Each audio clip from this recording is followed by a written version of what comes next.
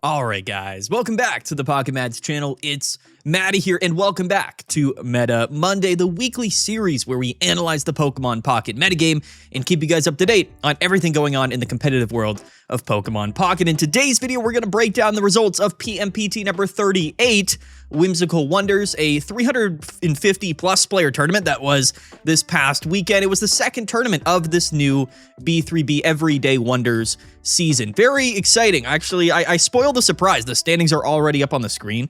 Normally, I have like this page up, so I apologize for that. We're not going to redo the take. This, by the way, is our upcoming tournament. So if you want to play in PMPT number 39, link to register down in the description below. It will be live streamed, and there's $100 cash in the prize pool. You guys should go and register and play. It's going to be a ton of fun. However, I do believe ranked is going to be coming up in just a few days. I always forget the specific date, but it's about 2 weeks since, or 2 weeks after the set releases. So it should be like tomorrow or the next day. It's coming up quick. Regardless, but link to register down below. Go play, go have fun. It's gonna be a great time. Anyway, here are the standings. What we do in this video is break down the results. We break down the deck lists. We break down the metagame data, the play rates, the win rates, all of that stuff. We're gonna do it in today's video. I'll let you guys know what's going on in this new season. Things are a little bit crazy. Last week we kind of did our our initial meta kind of report. Like that first week, we really started to analyze things. We did even a tier list where I broke down what I believe the best decks were.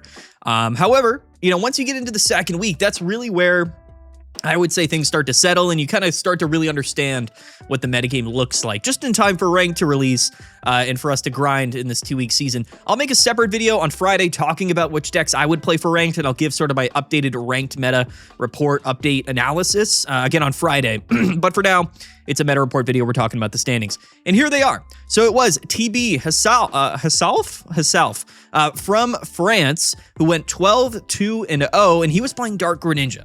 So Dark Greninja getting first place at PMPT number 38 this weekend, which is a surprising turn of events, quite honestly. I think that Dark Greninja came out of the gates firing. It was by far, one of the most popular decks early on the season with the inclusion of Mega Sableye. And honestly, it's a really good deck. Small Balloon was also a really good inclusion here.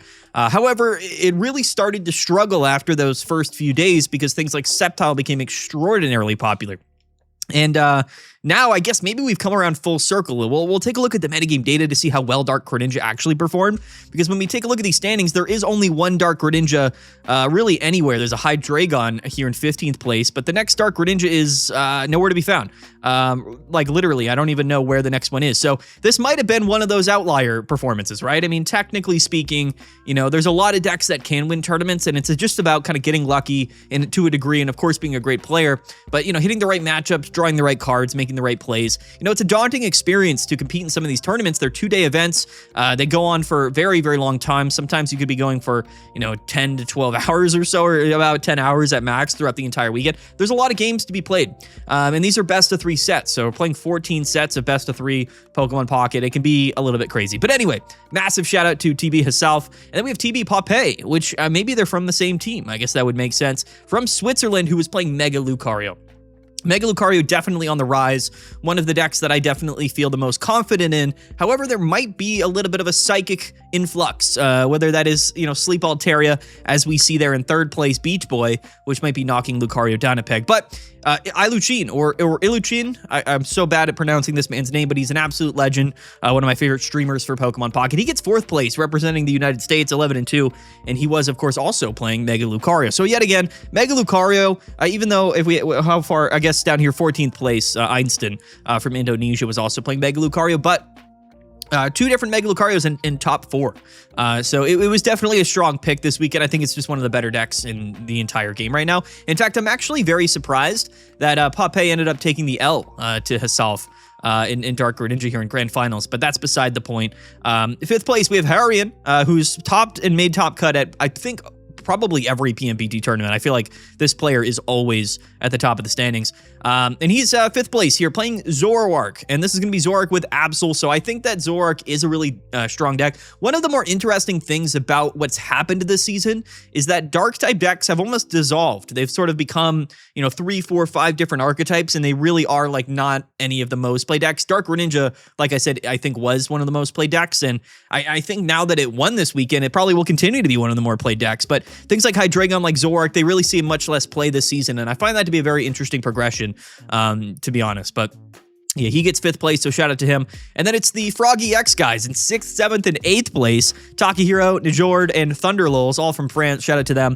Takahiro and Najord are 6th and 7th place. We're playing Mega Sceptile and Greninja, so a deck list that we did put in S tier in last week's tier list. I think Mega Sceptile Greninja is better than Blaziken Greninja, and it also does do a bit better into a lot of those dark type decks because of the weakness factor. So I really think that this is also a top tier deck list. Could have easily, maybe made it farther in this tournament. I wonder which...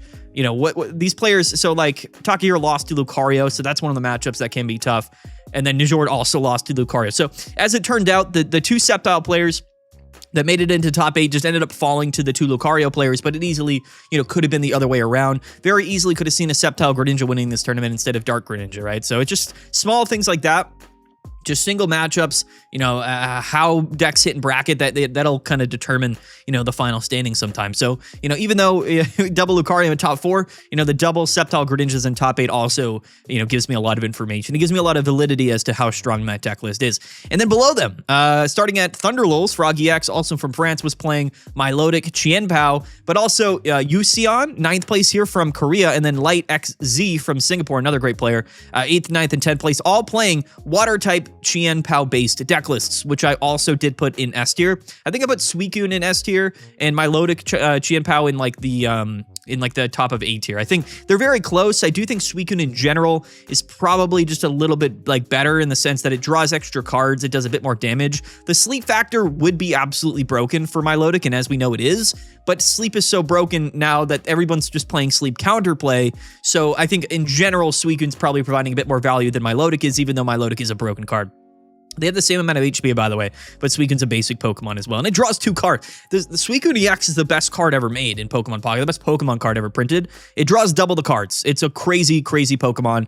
Suicune EX is a beast, but it was Thunderlulz in 8th place, sneaking in here with Milotic and Qianpao, and then we have Yusion again and Light XZ both playing Suicune, Baxcalibur in 9th and 10th place. The Fossil Man from outer space here, 8 and 3, was playing Rampardos and Berrylax. This is a really fun deck. We'll take a look at that in just a second. And then it was Mega Bonsai EX from Indonesia, who is also playing Sweebax. Deister made it into 13th place here with Mega Gardevoir. We again had a Hydreigon down here, Bentoto. In 15th place, another Sleep Altaria, Evan D from Mexico, 16th place. And then all the way down here, again, very suspiciously and strangely absent from the standings was Magnezone Miraidon. But again, maybe Lucario had a factor to play in that. But yeah, a couple of Magnezone Miraidons down here in 17th, 18th place. This is a deck I still put in very high regards as one of the best decks in the entire game. Fighting its way very closely here, just outside top 16 though. So, I mean, 0 Magnezone, 0 Lightning decks in top 16 is pretty wild when you think about it like that. Lots of other really cool standings. There was, of course, Psychode playing Great Tusk Koraidon. So Great Tusk, absolute legend, 25th place. I love to see it. A couple Blazekins here just outside top 16 as well. Another Milotic here. This is going to be a Palossand Lucario deck in 27th place.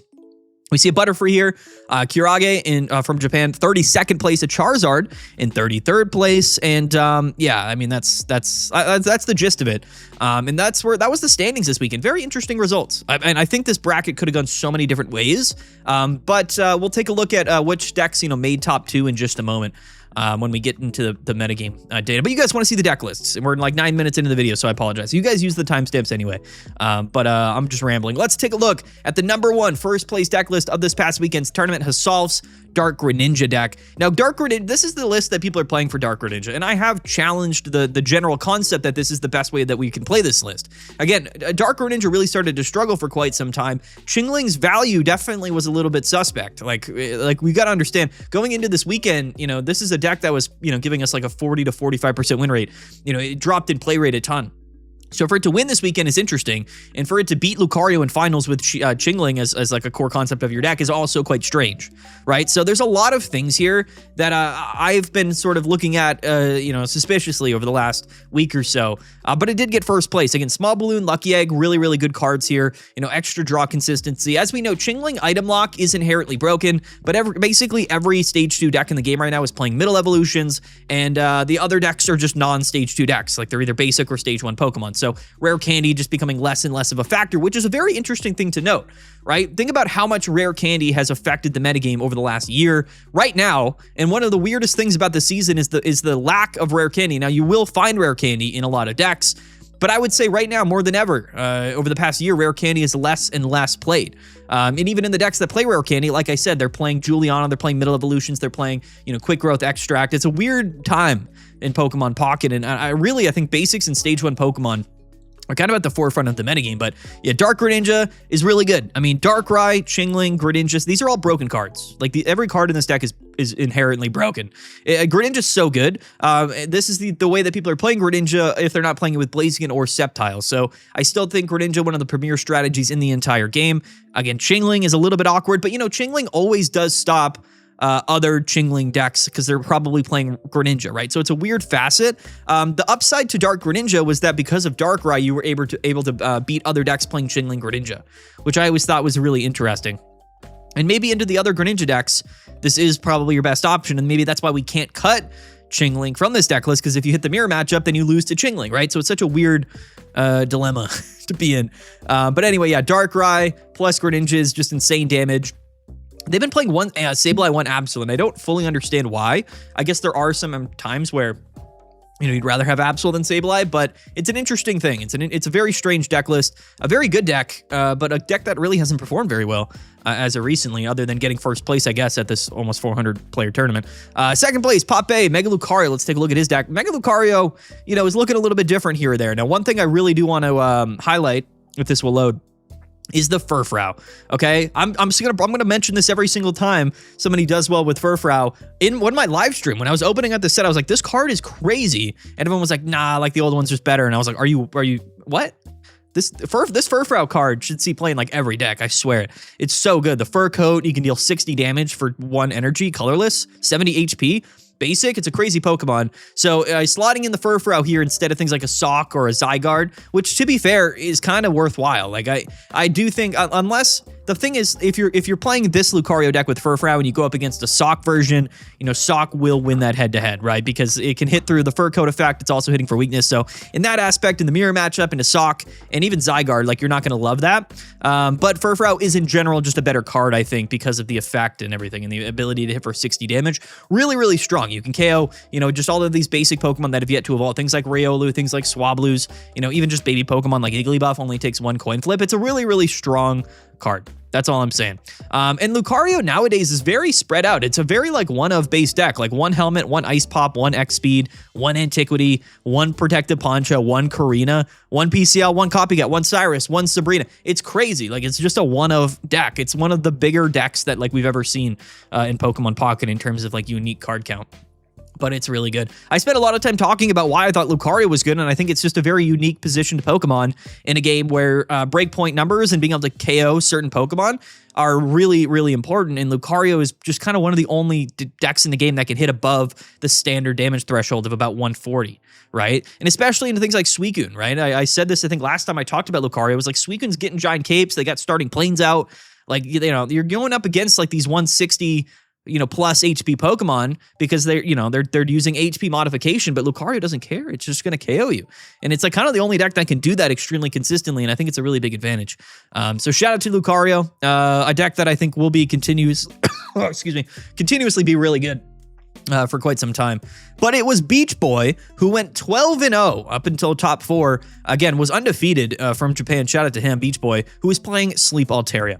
Now, again, I don't think Sleep is something that many people have really cared at all about going into this weekend. Now, its performance at our tournament this weekend does tell me that it is still strong. And as we all know, Sleep is incredibly strong, especially if you're going up against, a bunch of fighting type decks like this player inevitably did, I guess, in Top Cut, with all of the Lucario players, and probably not that many Ogerpons, probably not that much Comfey, probably not even, I guess PCL's probably in most decks still. But yeah, I mean, I think the best way to play Sleep is Sleep Altaria. I've been saying it since day one, since the season released, and I do think it is probably still the best Psychic-based deck in the game. If you can look at the Psychic decks, maybe some other Altaria stuff could be better, but Altaria really went down in play pretty dramatically this season because there was there was Mega Gardevoir and Diancie, which again is a good deck list, but really struggles into the greater metagame in a lot of different ways. For that reason, Mega Altaria was kind of gone for like a week or two, but it's back, and I think that Sleep Altaria will be kind of the default sleep, not only the default way to play Sleep, but the default best like psychic based deck list. And I think that's just sort of where it is. I think Altaria is still a good card. We are playing Espeon. I don't think this is a top tier deck by any stretch of the imagination, but you got to understand that this is going to see a ton of play when Ranked comes out. It's going to see more play even at further tournaments. When we take a look at the metagame data from this tournament this past weekend, we'll see just how well Sleep Altaria performed. But Beach Boy went 12-1 and yet again was undefeated. This is his only loss, was into top 4. So he walked into top 4 going 12-0. Which is absolutely ridiculous. We were all very afraid. I mean, again, Beach Boy ended up losing to Lucario. And again, a big reason why he lost to Lucario was because of the Furfrou, right? And how important Furfrou is of a card, especially into Sleep, right? And I believe, Pape was, of course, playing PCL as well, like PCL Furfrou, I think really kind of get him the win. Maybe also helped him into the Chingling stuff as well. Like, you got to understand, Furfrou's a broken card and it should see more play. And I said that. I said it immediately when I saw this card. I thought, holy cow, like every deck should play this. And I think inevitably, maybe every deck will play it. That's how good of a card it is.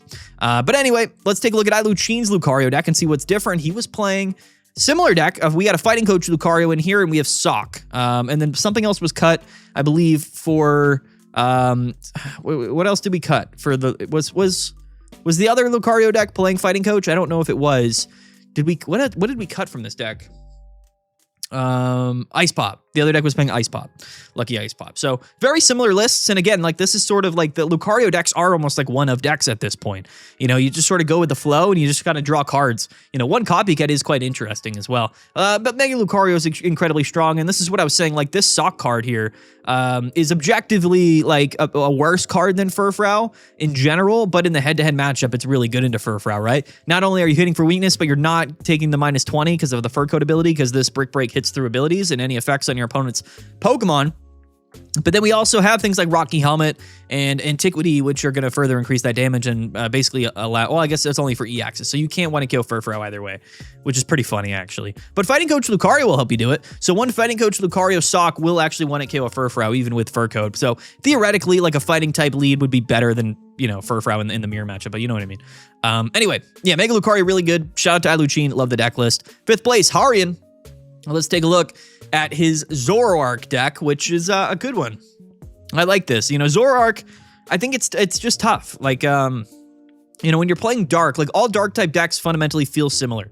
And as you see, we are playing Darkrai, we're playing Absol. So, you know, there's certain Dark-type cards that will just continue to exist and continue to be very good. Things like Hydreigon don't, like, oftentimes play Darkrai because you just don't really have the turns to attach the energy. But Zoroark, with the single energy attack cost, like, does have that benefit. And we're also playing Roaring Moon is a really interesting Pokemon that you can kind of throw down. It's going to satisfy the Brutal Bash attack condition because you need Dark-type Pokemon on your bench. And it's basically like a Sabrina, so it's pretty cool. It's like a Pokemon, but it's a Sabrina. So we're playing one Sabrina, one Cyrus, and one Roaring Moon. So almost like double Sabrina in the deck.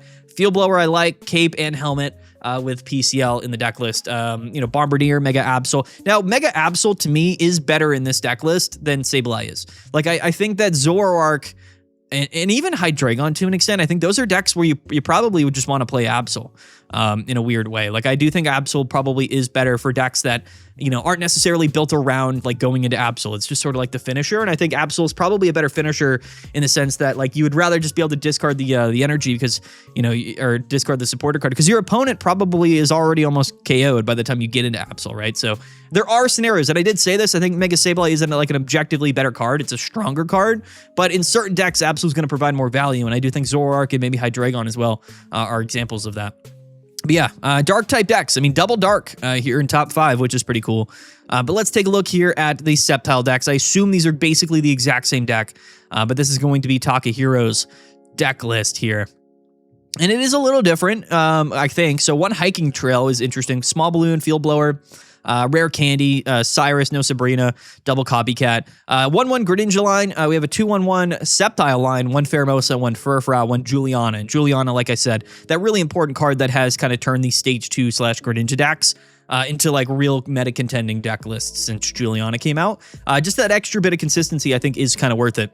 Because again, we have 3 different draw targets to kind of find that particular end game board state that we need. And again, very similar to, Lucario. And again, I think it's similar. Like, you're going to see this often. You're going to see like Hitmonlee or Pheromosa, and then like Heatmore. All 3 of those Pokemon you're going to see in their respective fighting, grass, and fire type decks. But paired with Furfrou, like you see the Furfrou in here, because this is like, if you're going to have a basic leadoff Pokemon to put pressure on the active, like Furfrou is your best bet, especially into sleep. So I think you're just going to end up seeing that. Like Furfrou, Hitmonlee, Furfrou, Pheromosa. I guess Blaziken would play Cast Form instead, but again, I don't even feel that confident about Cast Form because it's less tanky, you know what I mean? But anyway, it is what it is. Very, very good. Very good deck list here. I mean, I think Sceptile is super good. It's kind of unfortunate that the best way to play Sceptile like just is with Greninja. But again, like it's a very unique archetype, and I think Juliana has been a really specific example of this where, now it is just fundamentally more worth it to play Greninja with Stage 2 Mega Pokemon like Blaziken and Sceptile than it is like, to play like whatever other respective fire or grass type package you would play with Sceptile and Blaziken. So it's interesting, but a very good deck list. Shout out to Hot Takahiro. And then let's take a look at Najord's deck, who I assume is playing the same deck list. Yeah. So maybe this was like their cook going into this weekend. They were like, you know what? We'll play the Furfrou, we'll play Hiking Trail, and we'll feel good about it. And it did work very well for them. I mean, I'll concede to the fact that this is a really, really smart deck. I think Hiking Trail is another massively underrated stadium card. There's a lot of cards in Pokemon Pocket that are really good, and stadiums are interesting, right? Because you could see, like, you can make the case of like, oh, I'll just play Fragrant Forest, maybe cut the Pokeball or something, maybe cut one Pokeball. There's a lot of weird cases to be made of like how you could optimize this deck list, but Hiking Trail is just a net positive stadium, and you got to understand, so many decks want to play their own stadium, right? Like a lot of decks do, and I know Blaziken plays the Hiking Trail because of Cast Form, right?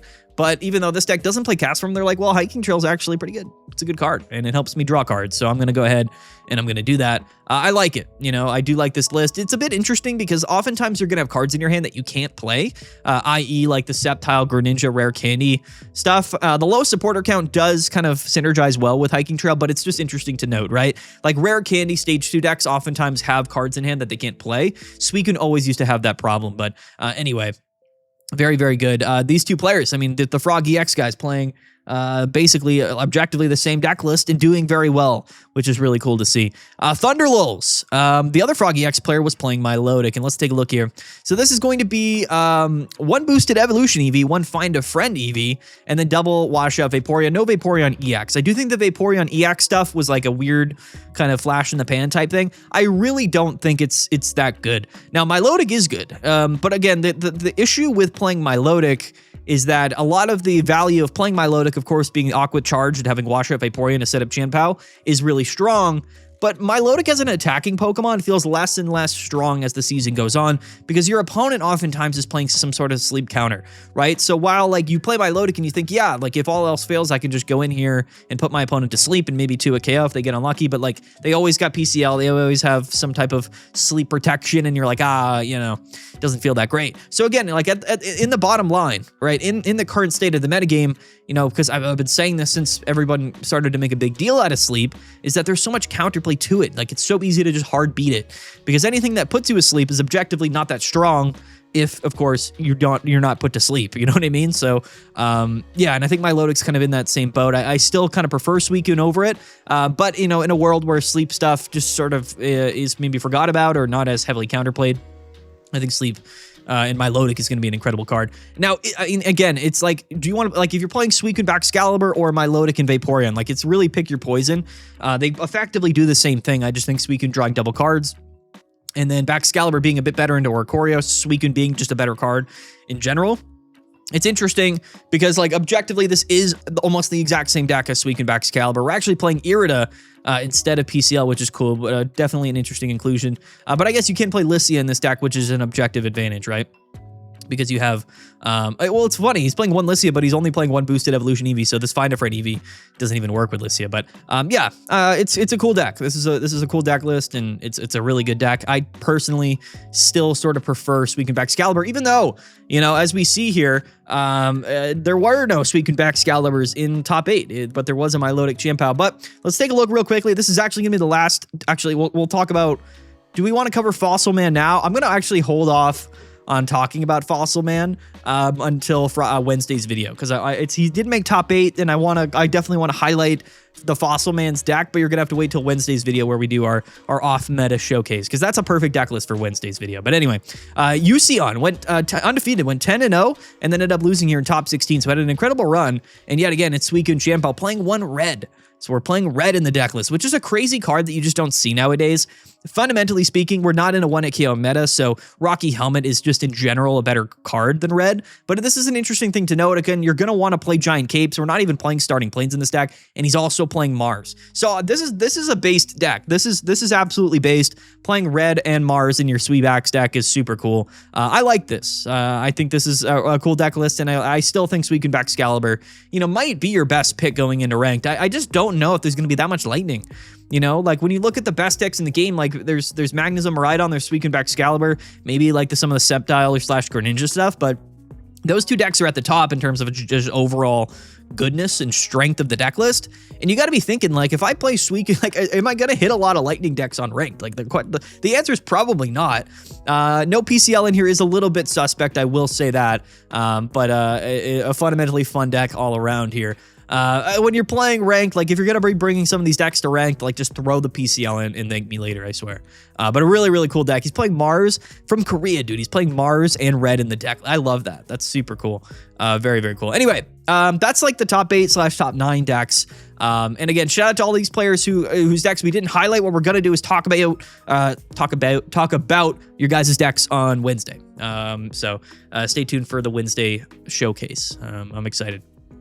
Dude, shout out to Great Tusk Koraidon. I love that.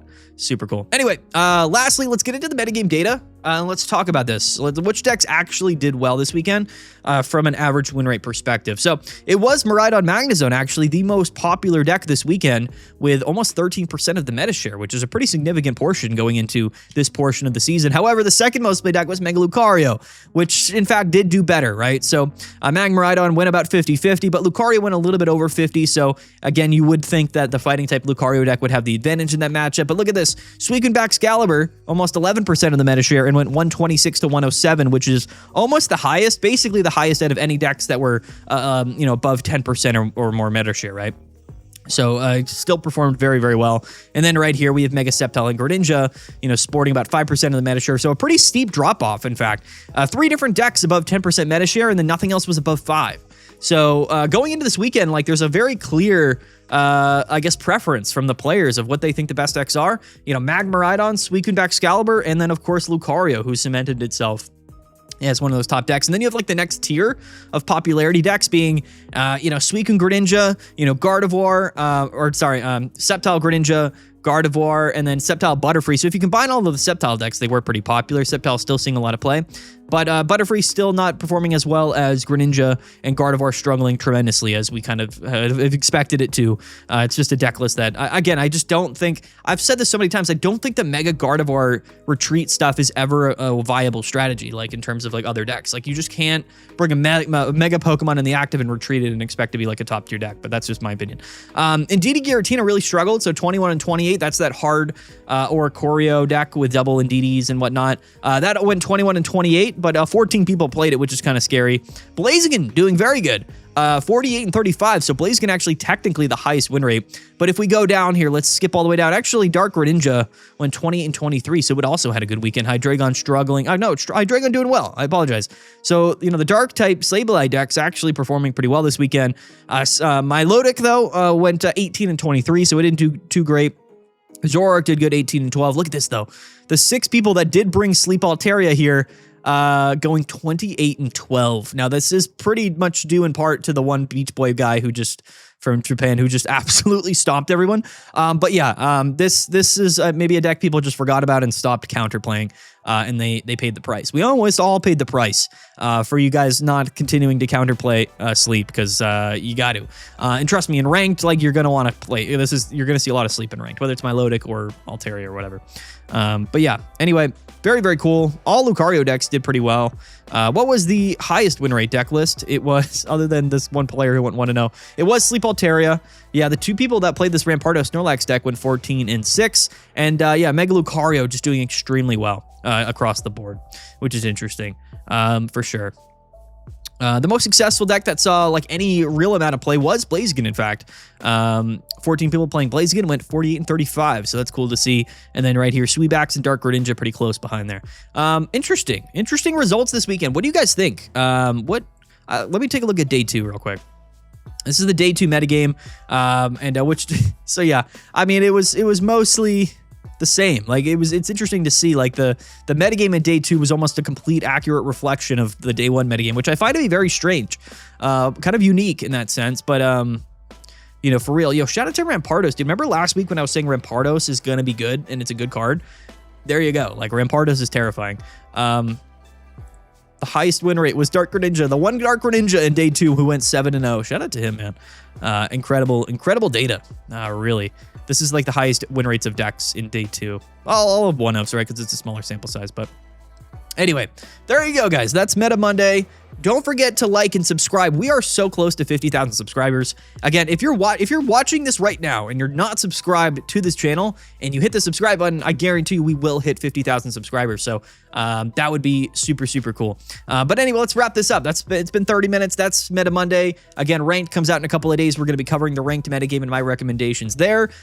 Stay tuned because next week, I know it's only Monday, but next week we should be getting an announcement or trailer rather about the Mega Rayquaza B4 expansion, which should be pretty fun. And definitely don't forget to register for PMPT number 39, which is in fact coming up this Saturday if you want to come and compete, which I heavily recommend you do. Take a break from Ranked and play in PMPT number 39. It's going to be a ton of fun. There you go, guys. That's Meta Monday number 39. It's crazy. We're still doing it. We're still here, and we're loving it. I have a great time. All right, peace out, guys. Have a good one. We'll see you guys next time. Bye.